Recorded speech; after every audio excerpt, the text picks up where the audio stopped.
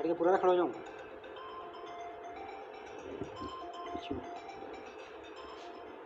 नमस्कार, आप देख रहे हैं इंडिया टीवी 24 मैं आपका दोस्त वह पेटवा। आज हम पहुंचे हैं हिंदू जागरण मंच के सदस्यों के पास, कार्यकर्ताओं के साथ मौजूद हैं जो लगातार जो एमडीडी में बनी जो मस्जिद थी उसको यहाँ पर तुड़वाने की मांग कर रहे थे। हम जानते हैं साथ बैठे हैं मुकेश आनंद जी, उनसे बातचीत करेंगे, जाने क्या कुछ मुद्दा रहा था। मुकेश जी, लगातार हिंदू जागरण मंच जो एमडीडी में बनी मस्जिद थी तुड़वाने की मांग यहाँ पर कर रहा था, तो क्या कहेंगे? आज सरकार द्वारा सील लगा दी गई है उस पर। देखिए, जो हमारी मांग थी ना, वो सील लगाने को नहीं थी। हमारी मांग तो ये थी कि उसका आवंटन निरस्त किया जाए, और इसके साथ साथ हमारी ये भी मांग थी कि जिस अधिकारी ने, जिनका नाम मोहन सिंह बरनिया है और जिनके पास एमडीडीए के सचिव का दायित्व है, जिन्होंने 30 जुलाई को जो कुकृत्य किया है उसके लिए उन्हें सस्पेंड किया जाए। लेकिन हमारे को थोड़ा सा इस बात से वो राहत मिली है कि इस प्रशासन ने कम से कम हमारे अनुसार कार्रवाई तो नहीं करी, लेकिन हमारी बात को सच मान लिया कि हाँ, हमारी मांग ठीक है और प्रशासन कहीं ना कहीं गलत है। ये सीलिंग की जो कार्रवाई है उससे हमारी बात पर मोहर लग गई है कि हमारी मांग बिल्कुल सही है और विधि के अनुसार है, विधि के खिलाफ नहीं है हमारी मांग। मुकेश जी, तो कहीं ना कहीं देखिए जो लगातार जो उत्तराखंड में मजारे हैं और जो मस्जिद है, इनका जो दायित्व बढ़ता यहाँ पर जा रहा है, तो कहीं ना कहीं लगता नहीं है कि ना कोई जो राजनीतिक दल है वो उन्हें संरक्षण यहाँ पर दे रहा है। देखिए, इस मामले में बिल्कुल दो टूक कहूँगा कि बीजेपी ही थोड़ा बहुत हिंदुत्व का जो भी ख्याल रख सकती है तो वो यही पार्टी है। अदरवाइज़ जितने भी हैं, ये 28 दल आपके सामने अभी कुछ इकट्ठे हुए हैं, इनके लिए हिंदुत्व तो कोई चीज़ ही नहीं है। तो जैसा आप कह रहे हैं संरक्षण, तो 100% संरक्षण तो दूसरे पक्ष का है ही। इनको एक राजनीतिक पार्टी ऐसी है जो उत्तराखंड में जो पूरा संरक्षण करती है इनका।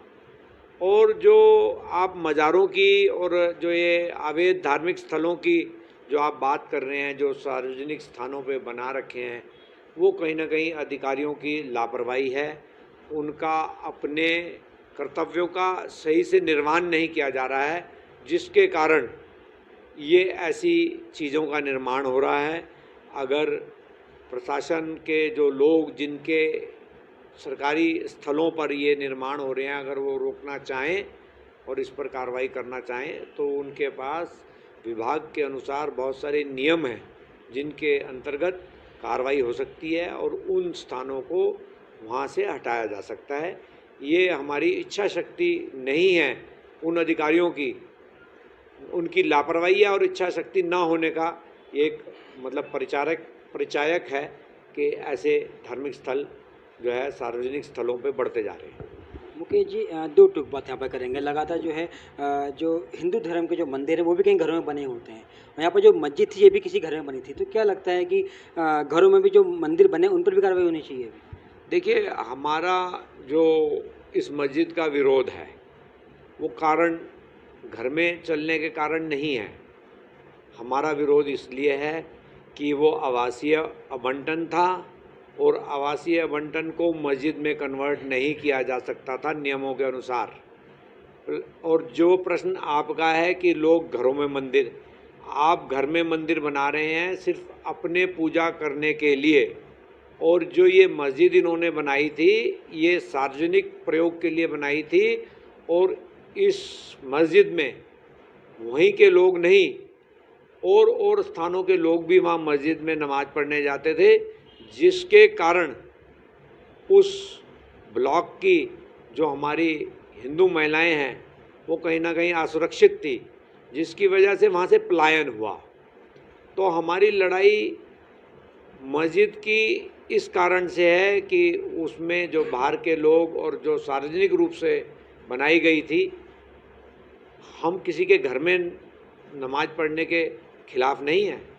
आप स्वतंत्र हैं अपने घर में नमाज़ पढ़ने के लिए, लेकिन एक आवासीय क्षेत्र में आप इस प्रकार की गतिविधि करेंगे, मतलब मस्जिद भी चलाएंगे और मदरसा भी चलाएंगे जहां बाहर के लोग आएंगे, और क्षेत्र की महिलाओं की सुरक्षा के साथ हम खिलवाड़ नहीं होने देंगे। पंकज जी, भी आपने मदरसों की बात कही यहाँ पर, तो कई अवैध ऐसे मदरसे भी अभी यहाँ पर चल रहे हैं जिनका कोई रजिस्ट्रेशन नहीं है, जो घरों में भी चल रहे हैं, उनके खिलाफ क्या कार्रवाई होनी चाहिए? देखिए, जैसा कि यूपी में हुआ है, सारे मदरसों की जांच हुई है और जांच होने के बाद जिसका रजिस्ट्रेशन नहीं है उसको रजिस्ट्रेशन करने के लिए कहा गया है। प्लस जो उनकी शिक्षा प्रणाली है उसको भी आधुनिक करने के लिए उनके ऊपर जो है नियमों को उल्लंघन करने का और उसका दबाव बनाया गया प्रशासन के द्वारा, और उनको अब आधुनिकीकरण होना शुरू हो गया उनका। ऐसे ही हम ये चाहते हैं कि यहाँ के भी सभी मदरसों की जांच हो और उनका रजिस्ट्रेशन हो, और अगर वो कोई गैर कानूनी चल रहे हैं उन्हें बंद कराया जाए, और उसके अलावा उनका आधुनिकीकरण किया जाए।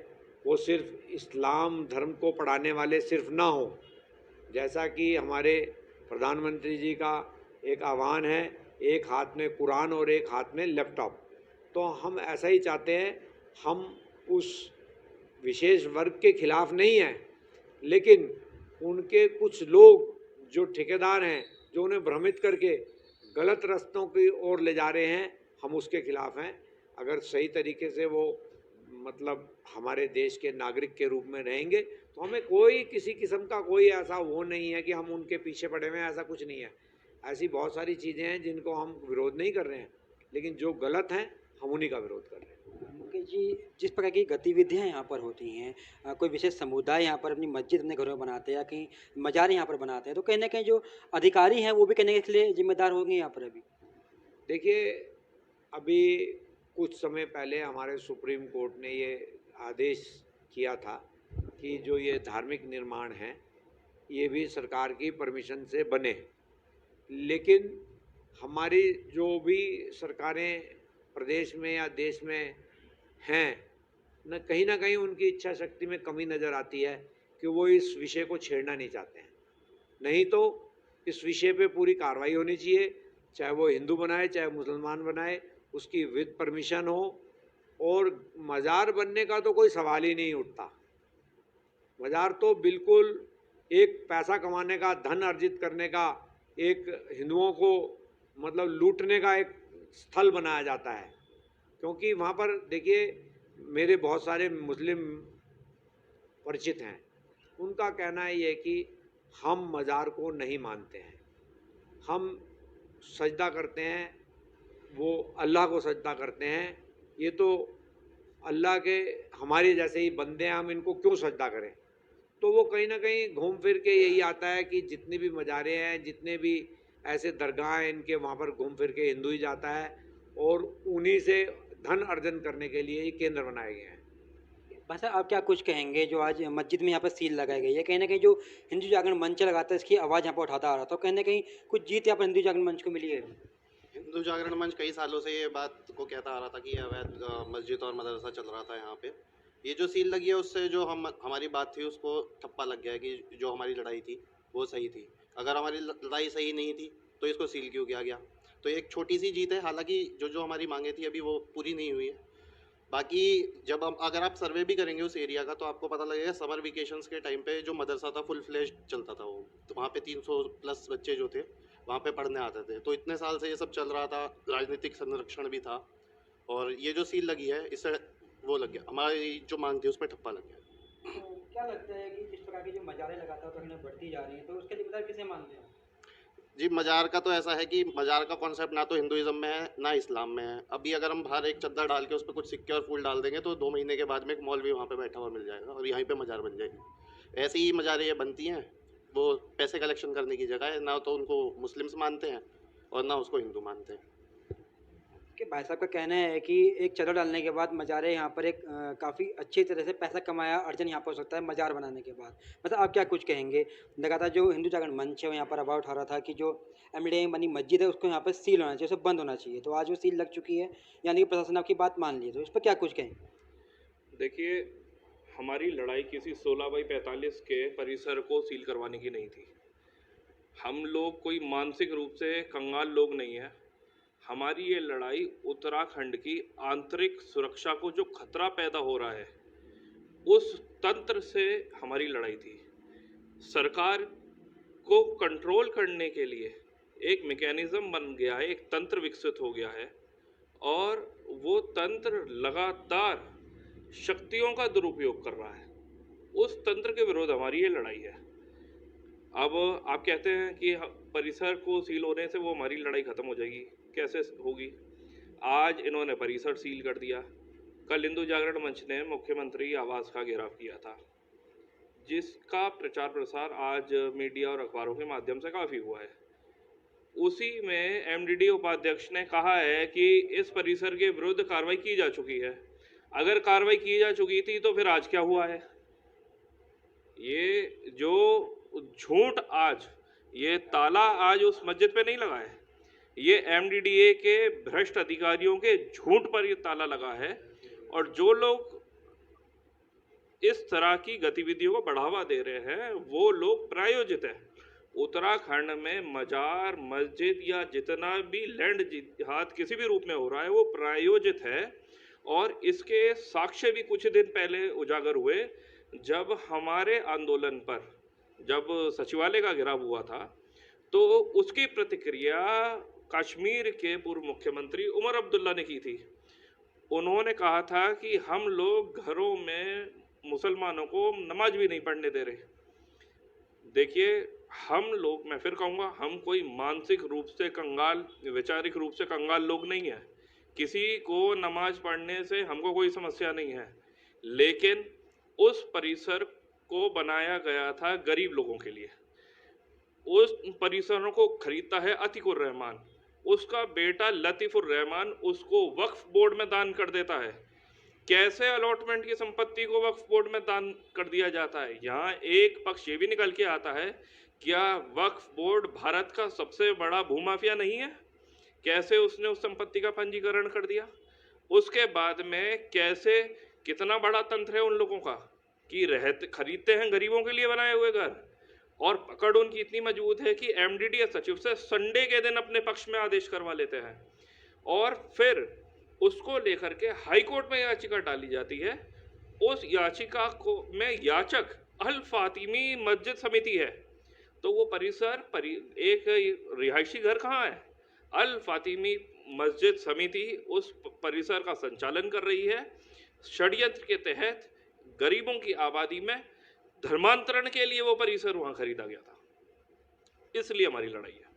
ये बहुत अच्छी बात यहाँ पे भाई साहब ने कही है कि जो घर था, एक घर के लिए खरीदा गया था, लेकिन उसमें एक वक्फ बोर्ड में उस घर को दान करवा दिया गया है। इसके बाद से यहाँ पर मदरसा और मस्जिद वहाँ पर चलाई जा रही थी। एक बड़ा सवाल यहाँ पर उठ के ये भी आ रहा है कि एमडीडीए सचिव के द्वारा यहाँ पर संडे के दिन छुट्टी होती है, उस दिन यहाँ पर अपने नाम पर कागजी कार्रवाई कराई जाती है। उसके बाद ये मस्जिद यहाँ पर बनाई जाती है। भाई साहब, आप क्या कुछ कहेंगे? लगातार हिंदू जागरण मंच इस मुद्दे को उठाता आ रहा था कि जो एमडीडीए में बनी मस्जिद है वो इलीगल तरीके से बनाई गई है और उस पर जो कार्रवाई होनी थी वो होनी चाहिए, एक सच्ची कार्रवाई। आज वो कार्रवाई देखने को मिली है, मस्जिद सील कर दी गई। क्या कुछ प्रतिक्रिया देंगे इस पर? देखिए, सर्वप्रथम तो ये जो सूचना है वो आपके लोकप्रिय चैनल के माध्यम से हमें जानकारी मिली है कि वहाँ पर सीलिंग की कार्रवाई की जा रही है।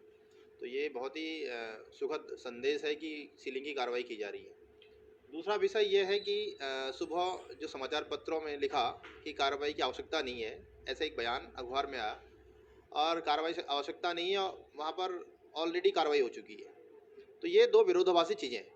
अगर वहाँ कार्रवाई हो गई थी तो आज की सीलिंग की कार्रवाई क्यों? और यदि कार्रवाई नहीं हुई थी तो उसका मतलब सचिव और एमडीडीए प्रशासन, एमडीडीए के वीसी झूठ बोल रहे हैं। पूरा प्रकरण, जैसा कि पूर्व वक्ताओं ने बताया कि पूरा प्रकरण आपके संज्ञान में है। 23 मई 2023 को जिलाधिकारी प्रशासन एक रिपोर्ट बनाते हैं कि वास्तव में ईडब्ल्यूएस का फ्लैट था। इस तरह से इस ईडब्ल्यूएस के फ्लैट को परिवर्तित किया गया और इसमें मदरसा और मस्जिद संचालन की अनुमति दी गई। यानी कि ये सब प्रकरण संज्ञान में था प्रशासन के, और किस तरह से वहाँ पर हिंदुओं का पलायन हुआ ये सब भी था। उसमें उन्होंने कहा कि जो उत्तराखंड का एमडीडीए अधिनियम है, उस अधिनियम के अंदर 99 वर्षों की लीज के बाद इसे परिवर्तित नहीं किया जा सकता, और ऐसा आवंटन जो है उन्हें रद्द करना चाहिए था अगर ऐसी जानकारी मिली थी। तो हमारा हिंदू जागरण मंच क्यों संघर्ष में आया? क्योंकि प्रशासन की रिपोर्ट में इस बात का उल्लेख था कि उस स्थान पर हिंदुओं का पलायन हुआ। आश्चर्यजनक विषय ये है कि देहरादून जैसे इस महानगर में हिंदुओं का पलायन होना सरकार के फेलियर को दर्शाता है कि किस तरह से सरकार फेल है, कि हिंदुओं का पलायन हो रहा है। एक कैराना जैसी घटना हो जाती और हुई है, इनके पलायन कराने में ये लोग सहयोगी थे और उनके द्वारा पलायन किया गया।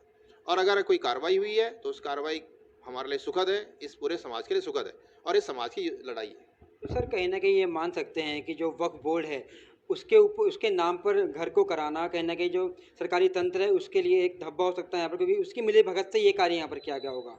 सीधा सीधा विषय है भाई साहब कि देखिए EWS का फ्लैट था, यानी कि इकोनॉमिकल वीकर सेक्शन, दुर्बल आय वर्ग को मिला था।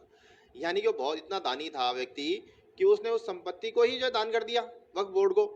और उसने वक्फ बोर्ड का दरअसल एक स्ट्रेटेजिकली वे से हुआ, जब लोगों ने शिकायतें करी तो उसने कहा संपत्ति वक्फ की है, आपने आवंटन कराया, उसके बाद दूसरा वाला फ्लैट भी हिस्सा भी खरीदा और दोनों फ्लैट की बीच की दीवार निकालकर आपने एक जैसे बना दिया। और आपने जब लोगों का विरोध हुआ, जब वहाँ पर संख्या बढ़ने लगी, 4 टाइम पर वहाँ पर नमाजें पढ़ी जाने लगी 5 टाइम की और पब्लिक वहाँ आने लगी, तो स्थिति स्पष्ट हो गई कि यहाँ पर कुछ न कुछ घटने वाला है। और प्रशासन की रिपोर्ट में आप रिपोर्ट देखेंगे, उस रिपोर्ट में ये भी खुलासा है कि उस स्थान पर 200 मीटर के दायरे में 2 मस्जिदें हैं। तो कहीं ना कहीं ये आश्चर्यजनक विषय है कि ये इस प्रकरण में पूरा मामला संज्ञान में क्यों नहीं आया। और वक्फ बोर्ड कहता है कि मुझे जानकारी नहीं है, अल फातिह मस्जिद कहती मुझे जानकारी नहीं है, कैसे बना दिया गया, और वही दस्तावेज लेकर हाई कोर्ट में याचिका फाइल करते हैं। तो ये एक पूरा स्ट्रेटेजिकल वे में काम हुआ है, बिना प्रशासनिक अधिकारियों की मिलीभगत के, बिना MDD की मिलीभगत के ये सब कृत्य नहीं किया सकता। और लगातार उनके द्वारा ये चीज़ें छुपाई गई है। 23 मई 2023 को सीलिंग आदेश के बावजूद भी, सीलिंग करने के निर्देश के बावजूद भी आज तक उसमें सीलिंग की कार्रवाई अब जानकारी में आया कि हो रही है। तो ये कहीं ना कहीं प्रशासन का फेलियर है। भाई साहब आप क्या कुछ कहेंगे जो आज सीलिंग की कार्रवाई यहाँ पर हुई है? तो आप तो मुकेश जी आपसे आखिरी सवाल पूछना चाहूँगा कि कहीं ना कहीं जो वक्फ बोर्ड है वो भी यहाँ पर जांच के दायरे में आना चाहिए, क्योंकि उसके नाम पर जमीन की गई थी MDD के द्वारा, जो कि संडे के दिन पर की गई थी। तो क्या लगता है कि वक्फ बोर्ड भी कहीं ना कहीं सरकारी तंत्र को यहाँ पर मिला जुला है? देखिए, वक्फ बोर्ड में उसको हस्तांतरण करने का अधिकार उस व्यक्ति के पास था ही नहीं जो कह रहा कि मैंने वक्फ बोर्ड में ट्रांसफ़र कर दिया है, क्योंकि जो MDDA की लीज डीड है, पूर्ण अधिकार वाला वो मतलब भूखंड नहीं था। लीज डीड का मतलब होता है कि उसके पास कुछ राइट्स कम होते हैं, तो जब उसके पास पूर्ण राइट्स ही नहीं थे तो उसने कैसे उसको ट्रांसफ़र किया, और जब ट्रांसफ़र किया और जब वक्फ बोर्ड ने उसे लिया तो क्या उसने कानून के दायरे को चेक किया या नहीं किया? तो इसलिए उस पर भी प्रश्न चिन्ह लगता है, वक्फ बोर्ड पर भी। और मैं तो आपके माध्यम से सरकार से मांग करूंगा, इस प्रकरण में जितनी भी चीज़ें, जितने भी संस्थान जुड़े हुए हैं, सबकी जांच हो, और जांच होके और जो हमारी मांग है कि MDDA सचिव को बर्खास्त किया जाए और जो है उस आवंटन को, जो लीज डीड है उसको जो है रद्द किया जाए और उसे दोबारा से MDDA में निहित किया जाए। ओके जी, तो क्या कुछ संदेश देना चाहेंगे इस प्रकार के लोगों को जो इस प्रकार की गतिविधियां यहाँ पर करते हैं, जो रिहायशी इलाकों में मस्जिद मज़ारों का यहाँ पर निर्माण करते हैं, जो कि इलीगल तरीके से किया जाता है, उनको क्या कुछ संदेश देना चाहेंगे? ये देखिए, जैसा कि हमने कई चीज़ों को इस बात से जोड़ा है कि ये जो इस्लामिक धर्म को मानने वाले कुछ लोग, सब नहीं, कुछ लोग जो है इस प्रकार से षड्यंत्र चला रहे हैं जिसको हमने जिहाद का नाम दिया। जैसे आपका लव जिहाद है, लैंड जिहाद है, ये भी एक जिहाद है, आर्थिक दोहन का जिहाद है ये, जिसको मतलब किसी ने ऐसा भी सुनने में आया है कि लोगों को उस कब्र में रखने के लिए हड्डियों तक का इंतज़ाम ये कुछ लोग जो इस षड्यंत्र को चला रहे हैं वो मुहैया कराते हैं, जिसके घर में बनती है उसके लिए। तो ये कहीं ना कहीं एक षड्यंत्र के तहत हो रहा है। इस पे सरकार को जांच करनी चाहिए, और जहाँ पर भी ऐसी कोई मज़ार बनी हो घरों में, वो कारण कुछ भी हो, उनको तुरंत हटाया जाए, क्योंकि वहाँ पर जाने वाले सब हिंदू हैं और उनको भ्रमित किया जाता है कि तुम्हारे कष्ट दूर करेंगे, ये दूर करेंगे, वो करेंगे, लेकिन ऐसा कुछ नहीं है। क्योंकि जब अब जैसे हमारे यहाँ भी सन्यासी समाधि लेते हैं, लेकिन वो समाधि में सन्यासी होते हैं, लेकिन ये ऐसी जो मज़ारें बना रहे हैं ये कुछ नहीं है, ये सिर्फ धन अर्जन का एक केंद्र है। और वहाँ पर जाने वाले हमारे हिंदू समाज के लोगों का दोहन का कारण है। बहुत धन्यवाद सर जुड़ने के लिए। जिस प्रकार से हिंदू जागरण मंच के जो कार्यकर्ता हैं, प्रदेश अध्यक्ष ने बातें रखी, उन्होंने अपनी बात हमारे साथ साझा यहाँ पर की। इनका साफ तौर पर कहना है कि इस प्रकार के जो मजार माफिया हैं उन पर भी उचित कार्रवाई की जाएगी, उसके लिए भी आगे उचित आंदोलन करेंगे। अब देखना ये होगा सरकार इन माफियाओं के ऊपर क्या कुछ कड़े कदम यहाँ पर उठाती है। बहरहाल में सर इतना ही। इंडिया टीवी 24 के लिए धर्म से पटवाल।